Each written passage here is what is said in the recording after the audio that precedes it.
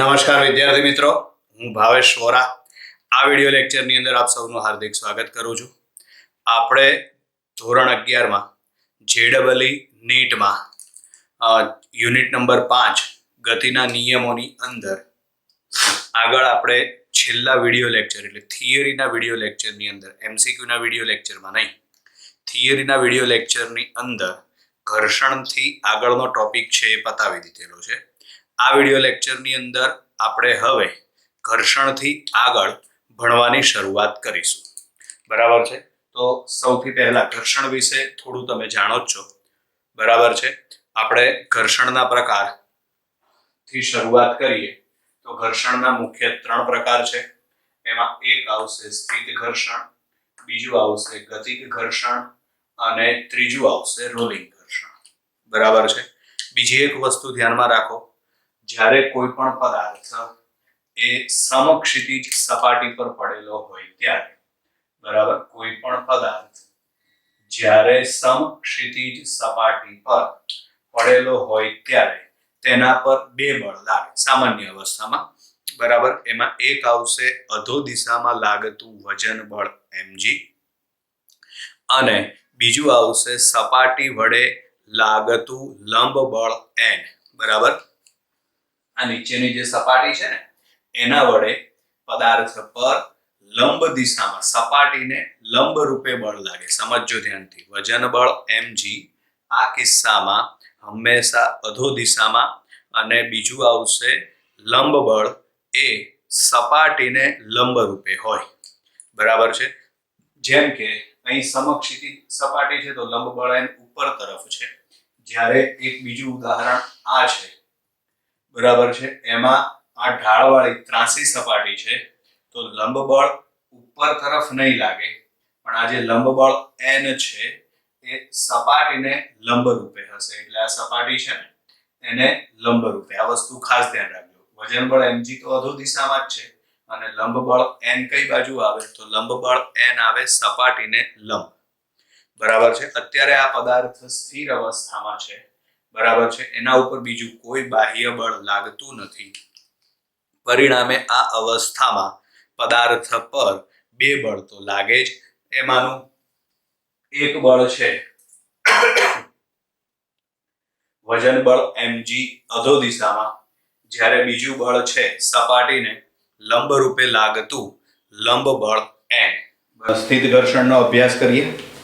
ચલો, તો હવે સ્થિત ઘર્ષણ બળની અંદર આ પદાર્થ સામાન્ય અવસ્થામાં પડેલો છે. ઉપર શીખવાડ્યું એ પ્રમાણે કોઈ પણ પદાર્થ જો સામાન્ય અવસ્થામાં પડેલો હોય તો નોર્મલી એમાં 2 બળ તો લાગે. એક આવે વજન બળ mg અધો દિશામાં, જ્યારે બીજું આવશે લંબ બળ n સપાટીને લંબ રૂપે. બરાબર છે? હવે ધારો કે આપણે આ પદાર્થને ખસેડવો છે. બરાબર છે? તો ખસેડવા માટે આપણે તેના પર સમક્ષિતિજ દિશામાં F જેટલું બળ લગાડીએ. બરાબર, ધારો કે પદાર્થ મોટો છે, પરિણામે આપણે એને ખસેડવા માટે થોડું બળ લગાડીએ. બરાબર, તો શું મોટો પદાર્થ હોય એના ઉપર આપણે થોડું બળ લગાડીએ તો એ પદાર્થ ખસે ખરા? તો જવાબ આવશે ના, કારણ કે પદાર્થ ઘણો મોટો છે અને આપણે લગાડેલું બળ ઓછું છે. બરાબર, એટલે પરિસ્થિતિ શું આવશે કે જ્યારે તમે અહીં આગળ બળ લગાડશો, બરાબર છે, ત્યારે ઓટોમેટિક એક બળ ઉદ્ભવે. આ બળ એ બાહ્ય બળનો વિરોધ કરશે. આ બળ કઈ જગ્યાએ ઉદ્ભવે તો જે જગ્યાએ 2 સપાટી એકબીજા સાથે સંપર્કમાં આવતી હોય તે જગ્યાએ વિરુદ્ધ દિશામાં બળ ઉદ્ભવે. બરાબર છે? એટલે આપણે પદાર્થને ખસેડવા માટે બાહ્ય બળ F આ દિશામાં લગાડેલું છે, તો આ વખતે આ બળનો વિરોધ કરતું બળ એ કઈ બાજુ ઉદ્ભવે તો આ બળનો વિરોધ કરતું બળ એ વિરુદ્ધ દિશામાં, બરાબર, એટલે કે ડાબી બાજુ ઉદ્ભવે. બરાબર છે? આ બળને ઘર્ષણ બળ કહેવાય. પદાર્થ સ્થિર અવસ્થામાં છે, પરિણામે આને સ્થિત ઘર્ષણ તરીકે ઓળખવામાં આવે. હવે આપણે ધારો કે પદાર્થ ઉપર લગાડેલું બળ ધીમે ધીમે વધારતા જઈએ, એટલે કે આ બળ Fના મૂલ્યમાં આપણે ધીમે ધીમે ધીમે વધારો કરતા જઈએ. તો જો બળ F ધીમે ધીમે વધતું જાય તો માની લઈએ કે હજી પદાર્થ ખસતો નથી, મોટો પદાર્થ હોય, બરાબર છે, તો હજી પદાર્થ ધારો કે ખસતો નથી, તો એનો મતલબ એમ થાય કે આપણે જેમ જેમ બાહ્ય બળ Fનું મૂલ્ય વધારતા જઈએ છીએ તેમ તેમ વિરુદ્ધ દિશામાં લાગતું જે સ્થિત ઘર્ષણ બળ છે તેનું મૂલ્ય પણ ઓટોમેટિક વધતું જાય છે, બરાબર છે. આના કારણે વિરુદ્ધ દિશામાં લાગતું જે ઘર્ષણ બળ છે એટલે કે સ્થિત ઘર્ષણ બળ છે તેને સેલ્ફ એડજસ્ટિંગ ફોર્સ પણ કહેવાય. સ્વનિયંત્રણ કરતું બળ, સેલ્ફ એડજસ્ટિંગ ફોર્સ, પોતાનું મૂલ્ય જાતે જ એડજસ્ટ કરી નાખે, બરાબર, એટલે એને કહેવાય FS, સ્વનિયંત્રણ કરતું બળ, અથવા તો એને કહેવાય સ્થિત ઘર્ષણ બળ તરીકે ઓળખવામાં આવે.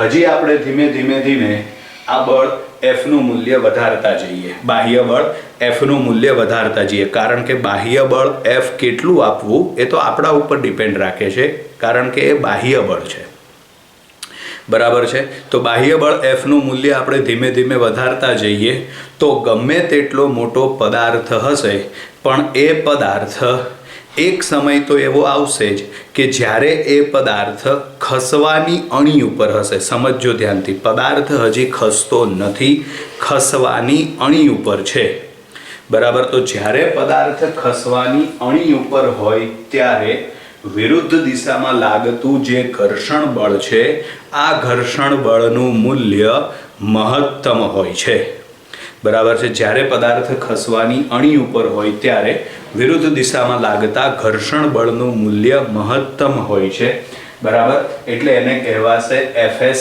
મેક્સિમમ.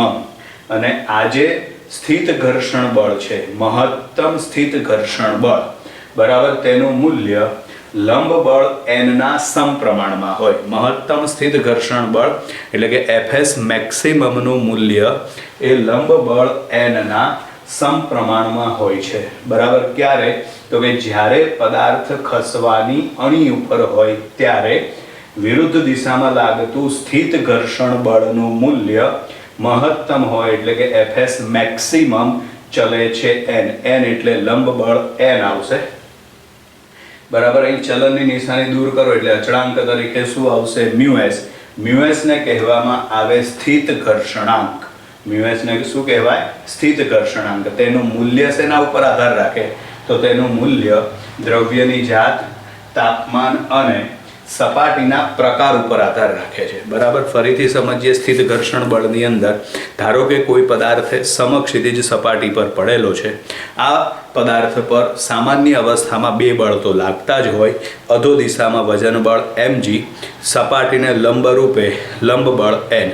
ધારો કે આ પદાર્થને આપણે ખસેડવો છે, પદાર્થ મોટો છે, બરાબર. ખસેડવા માટે આપણે શરૂઆતમાં ઓછું બળ આપીએ છીએ, બરાબર છે.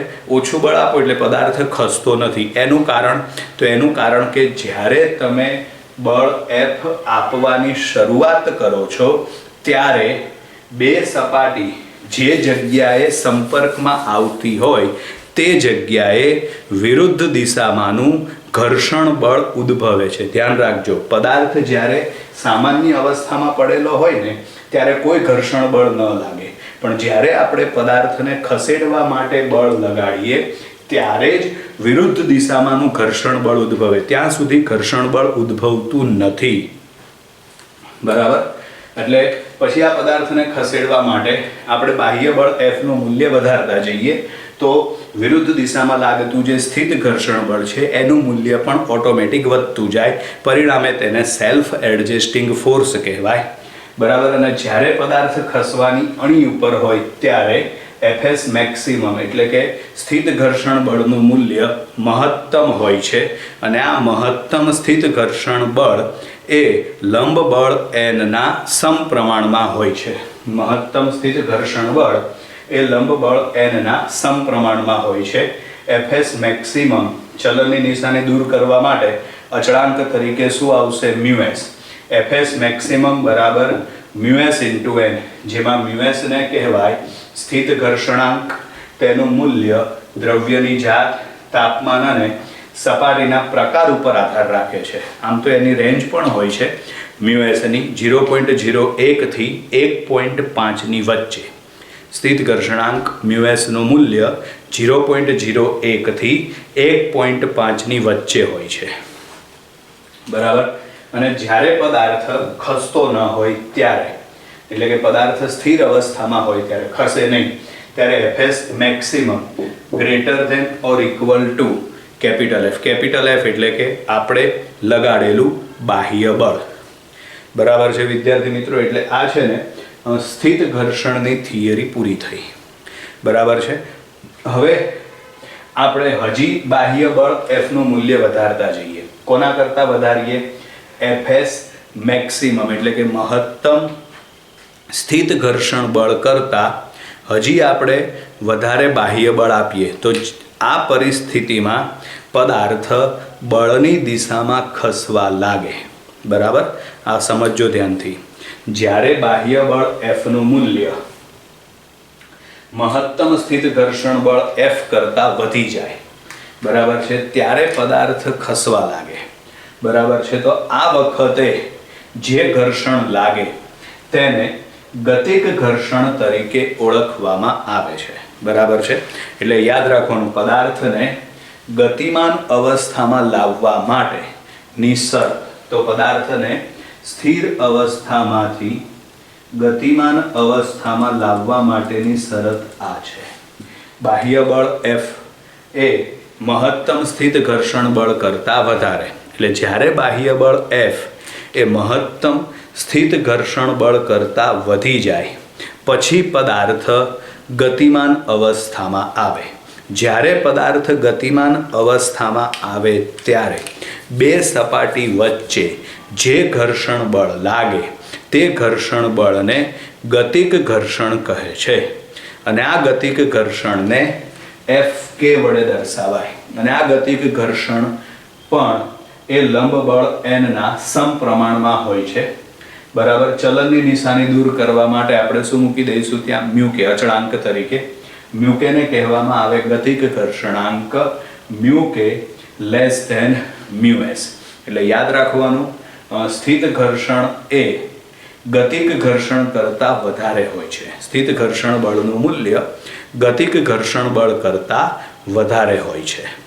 બરાબર છે. અને હવે છેલ્લું આવશે રોલિંગ ઘર્ષણ. તો રોલિંગ ઘર્ષણમાં જ્યારે પદાર્થ સરક્યા વગર ગબડે, જ્યારે કોઈ પદાર્થ સરક્યા વગર ગબડે ત્યારે તેના પર જે ઘર્ષણ બળ લાગે તેને રોલિંગ ઘર્ષણ બળ કહે છે. બરાબર. ધારો કે આ પદાર્થ આ દિશામાં ગતિ કરે છે. આ દિશામાં ગતિ કરે એટલે એને આ રીતે આમ ગબડવું પડે.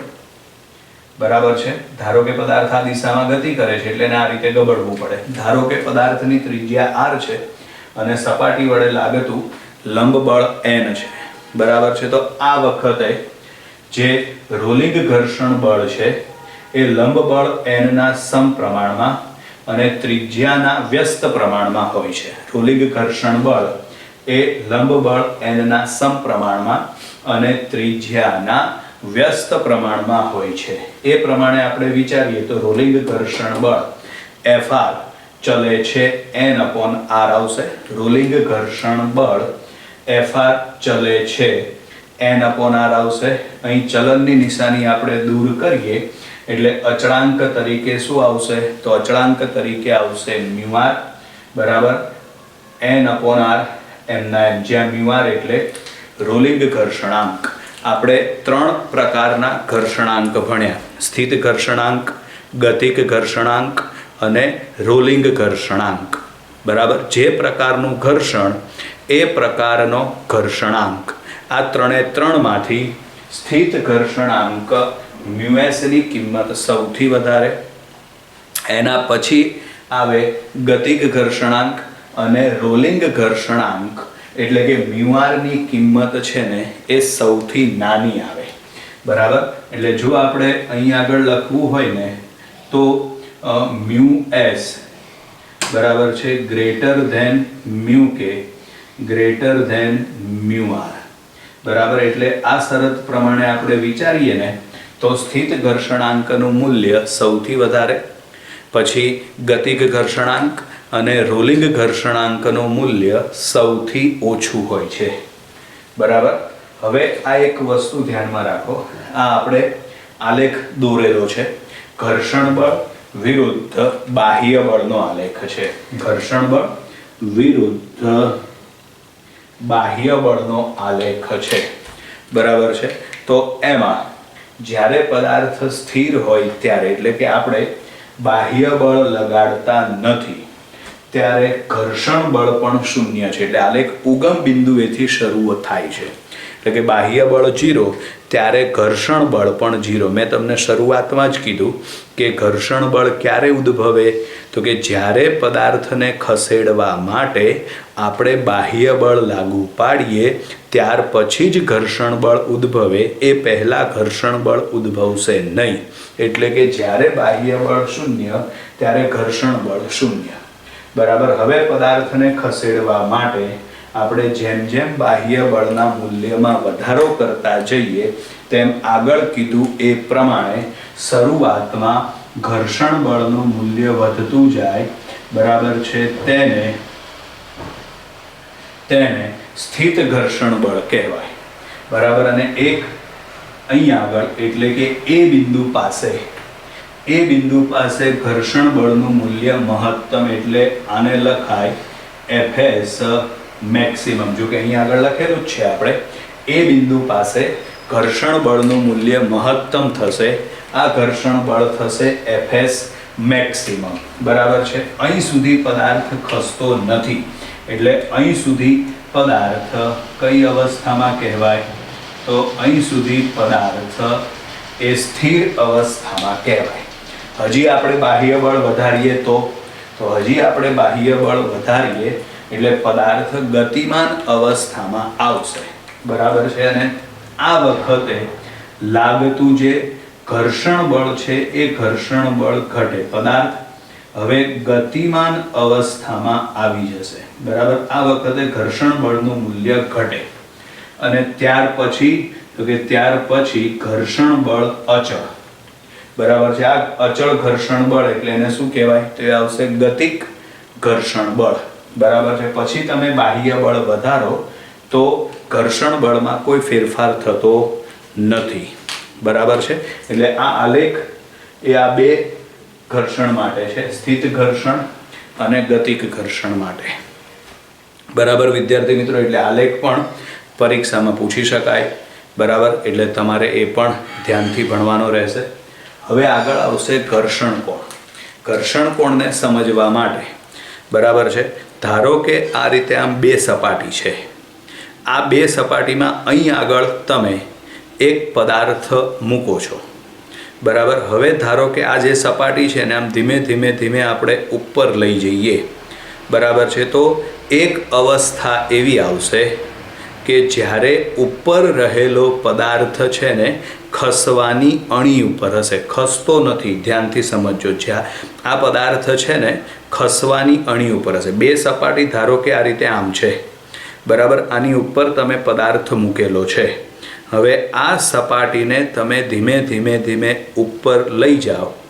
બરાબર છે, તો અહીં વચ્ચેનો જે ખૂણો છે, બરાબર છે, એ ખૂણાને કહેવાય ઘર્ષણ કોણ. આ ખૂણો એવો મળશે, એક ખૂણો એવો મળશે કે જ્યારે ઉપરનો પદાર્થ એ સરકવાની અણી ઉપર હશે. બરાબર છે, તો ધારો કે આ વખતે આ ખૂણો કેટલો છે, આલ્ફા માપનો છે. બરાબર, ધ્યાનથી સમજજો. બરાબર છે, ફરીથી એક વખત સમજી લઈએ. આ બે સપાટી છે, બરાબર છે, આની ઉપર એક પદાર્થ છે. બરાબર, હવે આ સપાટીને તમે આમ ધીમે ઉપર લઈ જાઓ એટલે બે સપાટી વચ્ચે ખૂણો બનતો જાય. આ ખૂણાને ઘર્ષણ કોણ કહેવાય. આ એક ખૂણો એવો મળશે કે જ્યારે ઉપરનો પદાર્થ એ સરકવાની અણી ઉપર હશે. બરાબર છે, તો જ્યારે પદાર્થ સરકવાની અણી ઉપર હોય ત્યારે અહીં બનતો જે ખૂણો છે ને એ ખૂણો આલ્ફા માપનો છે. બરાબર, આ વખતે એના ઉપર 3 બળ લાગે. બરાબર છે. એમાં પહેલું આવશે અધો દિશામાં લાગતું વજન બળ mg. પછી આવશે સપાટીને લંબ રૂપે લાગતું બળ એટલે કે લંબ બળ n. અને ત્રીજું આવશે વિરુદ્ધ દિશામાં લાગતું સ્થિત ઘર્ષણ બળ Fs. વિરુદ્ધ દિશામાં લાગતું સ્થિત ઘર્ષણ બળ Fs. 3 બળ લાગશે. બરાબર છે. હવે આ જે વજન બળ mg છે ને એના કેટલા ઘટકો પડશે? તો વજન બળ mg ના 2 ઘટકો પડશે. ખૂણો આલ્ફા માપનો છે. ખૂણાની નજીકનો ઘટક આવશે mg cos આલ્ફા, દૂરનો ઘટક આવશે mg sin આલ્ફા. બરાબર છે. અને જ્યારે પદાર્થ ખસવાની અણી ઉપર હોય, ખસતો નથી, ખસવાની અણી ઉપર હોય ત્યારે આ બધા બળ છે ને એકબીજાને સમતોલે. એકબીજાને સમતોલે એટલે કે Fs અને mg sin આલ્ફા આ બંને એકબીજાને સમતોલે એટલે કે બંનેના મૂલ્યો સમાન થશે. એવી જ રીતે લંબ બળ n અને mg cos આલ્ફા આ બંને બળ પણ એકબીજાને સમતોલે એટલે કે આ બંને બળના મૂલ્ય પણ સમાન થશે. તો અહીં આગળ આ જે ખસવાની અણી ઉપર હોય ત્યારે આ જે બળ છે ને મહત્તમ થઈ જાય. મહત્તમ એટલે કે તે જગ્યાએ લખાશે Fs મેક્સિમમ. Fs નહીં લખાય પણ ત્યાં લખાશે Fs મેક્સિમમ. બરાબર. તો અહીં છે જ્યારે પદાર્થ સરકવાની અણી ઉપર હોય ત્યારે Fs મેક્સિમમ આ બંને બળ એકબીજાને સમતોલે એટલે કે Fs મેક્સિમમ બરાબર શું આવશે? mg sin alpha. બરાબર. Fs મેક્સિમમ બરાબર આવશે mg sin આલ્ફા. બરાબર. લંબ બળ n બરાબર આવશે mg cos આલ્ફા. તો લંબ બળ n બરાબર mg cos આલ્ફા. સમીકરણ 1 અને 2 તમે બંનેનો ગુણોત્તર લઈ લો. બરાબર. ગુણોત્તર લઈ લો એટલે આ વખતે અહીં આગળ આમાં mg ઉડી જશે. sin upon cos એટલે કે tan થઈ જશે. તો માટે μs બરાબર શું આવશે? tan alpha. બરાબર છે. એટલે આના ઉપરથી આપણે હવે આલ્ફાની કિંમત શોધી શકીએ. અહીં આલ્ફાને શું કહેવાય? તો આ આલ્ફાને કહેવાય ઘર્ષણ કોણ. આલ્ફાને કહેવાય ઘર્ષણ કોણ. બરાબર છે. હવે એક બીજી વસ્તુ છે. આપણે માનો કે ચાલવાની પ્રક્રિયા કે દોડવાની પ્રક્રિયા કરતા હોઈએ ત્યારે ઘર્ષણ બળ કઈ દિશામાં લાગે? બરાબર છે. તો આ વસ્તુ યાદ રાખવાની કે જ્યારે આપણે ચાલવાની પ્રક્રિયા કરીએ ત્યારે પગની મદદથી આપણે જમીનને કઈ બાજુ ધક્કો મારીએ છીએ? તો પગની મદદથી આપણે જમીનને વિરુદ્ધ દિશામાં એટલે કે પાછળની બાજુએ ધક્કો મારીએ છીએ. આ દિશામાં આપણે બળ F લગાડીએ છીએ. ઘર્ષણ બળ છે ને એ હંમેશા ગતિનો વિરોધ કરે. પરિણામે અહીં આગળ ઘર્ષણ બળ એ વિરુદ્ધ દિશામાં એટલે કે આ બાજુ લાગશે. અહીં આગળ ઘર્ષણ બળ આપણે જે દિશામાં ચાલીશું ને બરાબર છે એ દિશામાં ઘર્ષણ બળ F લાગશે. બરાબર છે. એવી જ રીતે માનો કે કોઈ ટ્રક છે, એ ટ્રકની અંદર તમે કોઈ પદાર્થ મૂકેલો છે. બરાબર છે. એટલે આ પરિસ્થિતિ આવી આવશે. બરાબર. કોઈ વાહન છે, એ વાહનની અંદર તમે આ રીતે આમ પદાર્થ મૂકેલો છે. આ વાહન ધારો કે આ બાજુ પ્રવેગી ગતિ કરે છે. બરાબર છે. આ દિશામાં પ્રવેગી ગતિ કરે તો ઉપરનો જે પદાર્થ છે ને એમાં આભાસી પ્રવેગ કઈ બાજુ ઉદ્ભવે? તો આભાસી પ્રવેગ વિરુદ્ધ દિશામાં ઉદ્ભવે. પરિણામે અહીં આગળ આવશે આભાસી બળ. તો આ વખતે ઘર્ષણ બળ કઈ બાજુ લાગે? તો આ વખતે ઘર્ષણ બળ આનો વિરોધ કરે એટલે કે ઘર્ષણ બળ છે ને એ આગળની બાજુએ લાગશે આ રીતે. બરાબર. એટલે આ અલગ અલગ પરિસ્થિતિ પ્રમાણે ઘર્ષણ બળ અલગ અલગ દિશામાં હોઈ શકે છે. આવા એક બે આપણે ઉદાહરણ જોયા. હજી આગળ આપણે આના ઘણા બધા કિસ્સાઓ ભણવાના છે. બરાબર વિદ્યાર્થી મિત્રો. તો અહીં આગળ આપણે યુનિટ નંબર 5 ગતિના નિયમોની અંદર ઘર્ષણનો ટોપિક પૂરો થયો. આના હવે અલગ અલગ કિસ્સાઓ ભણવાના છે. એ અલગ અલગ કિસ્સાઓ હવે નેક્સ્ટ વિડીયોની અંદર આવશે. અત્યારે બાય બાય વિદ્યાર્થી મિત્રો.